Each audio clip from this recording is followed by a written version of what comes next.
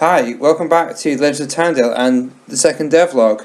Thank you for all your feedback on the first one. Finally, come up with a decision for the title screen for Legends of Tynedale. So, if you just brace yourselves for a big reveal. So, thank you for all your help. Yeah, I think it's going to look great, and it's going to hopefully maybe we'll think about adventure and the kind of game it's going to be is quite clear and transparent from just the logo in itself. So thank you for all your help with that. So over the Christmas holidays and the New Year, I've worked on quite a few elements to help improve Legends of Tynedale, make it a bit more fun and challenging. This one was just the arrow turrets, which I basically wanted something in the world that would fire arrows at you, the player. And you can manipulate that with switches, maybe push a boulder to block the arrows, maybe get an enemy to walk into the line of fire of the arrows so you can't kill it yourself, but you have to trick it and lead it astray. So initially I just started off with making a simple shape. I then tried to put some shader to it so it kind of had a 3D space, which you can see now. This is using Paint.net, which is a free tool you can get off the internet. It's really good, and the guy who made it, I think as a university project, advocates that it's free and you shouldn't have to pay for it, and all the graphics that you see in my game I've made using Paint.net, and I can't recommend it enough. Yeah, so the yellow is meant to be where the arrow will come from, so there's some consistency for the player. And I wanted it to face not just fire arrows, not just to the right, but to the left, up and down. So after I made the graphic, I then tried to duplicate it to create a sprite sheet. So at this point I'm just going to get rid of the background and just flip it. So I could flip it in Unity, but if I flip it in Paint.net, I can then use that to create some shaders to create an up and down lighting effect. So here you can see it's gone. This is going to shoot arrows up, this will shoot arrows down, but like I say, it needed that sort of, well, I think it needs that kind of shading so it kind of looks consistent with the world.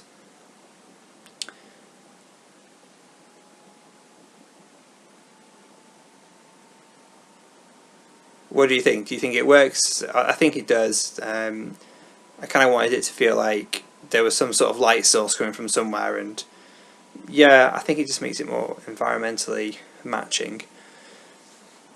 So after that I just inserted it and split it using the sprite sheet, and it became quite an easy tool then. I was going to show you guys how I made it so it would fire, but it took a while to do and I don't think it would be very interesting to see. So what I've done is created the script for it, and then I'm just going to show you the final script and talk you through it really. So here you can see the enum. It's just a case of picking up, down, left, right, and that will determine everything. The direction of fire, and I just put in the update for testing purposes, but I'll just get rid of that once I know that it definitely works. The projectile fire can be changed as well, which is kind of useful. I could have bombs firing out. And then the x-axis and y-axis that you can see is, I just use that against the enum to make sure that the arrow fires in the right way. But yeah, it means that I can have the arrows fire in any direction I wish, and I might even be able to make it dynamic, so you can change it in game if you wanted to kill a certain enemy, as I mentioned before.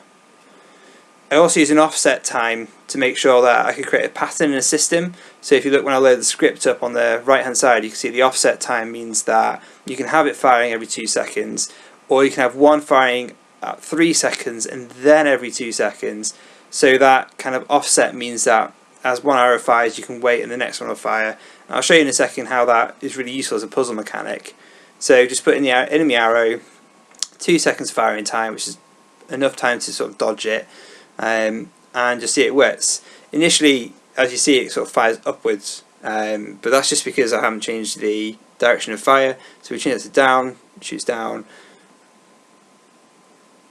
right, it shoots right, and then left, of course, it shoots left. So at this point we're going to have a go at duplicating the arrow turrets, so we can have a go at playing with the offset, seeing if we can make the skill-based puzzles I was talking about before. Yeah, just make sure they all line up properly and so there's equal spacing for the player. if you set the offset with 1, what you find is that 2 arrows, 1 arrow will fire, and then the middle arrow turret will fire, and the first and third will then fire, and then we can kind of create that sort of skill where the player's got to dodge those arrows to get down from one end to the other. So you see them firing. They're being stopped by the blocks, which is really good. So we can get a puzzle mechanic there. It's quite easy, and then we can just see that skill. As I said, there's a load more mechanics I've been working on as well over Christmas, including a sort of laser beam that sort of comes across the room and stops you from accessing other areas unless you put in a switch.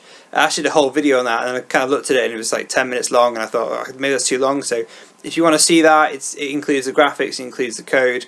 I'm really happy to share that. Otherwise, I'm going to leave it there. Thank you so much for all the people who left a like and a comment in the previous video. If you enjoyed this video, please leave a comment in the comment section. Leave a like, it really helps. And best of all, subscribe. It's really motivational. Thank you very much, and see you for DevLog 3.